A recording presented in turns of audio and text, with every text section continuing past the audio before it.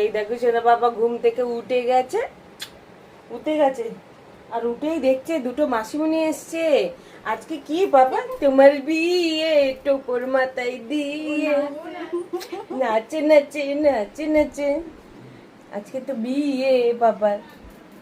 আর ঘুম থেকে উঠে উল্টে গিয়ে দেখছে দুটো মাসিমণি চলে এসছে মাম্মাকে রেডি করতে।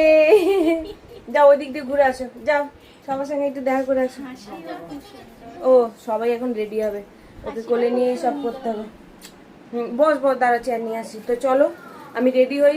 একজন কমেন্ট করেই দিয়েছে অলরেডি আমি এরকমভাবে কেন ঘুরছি, রেডি হয়ে মানে রেডি এই দুটো বোন আসার জন্য ওয়েট করছিলাম কি ওরা আসবে তারপর আমাকে রেডি করবে, তাই আমি এতক্ষণ এইভাবেই বাইরে ঘুরছিলাম।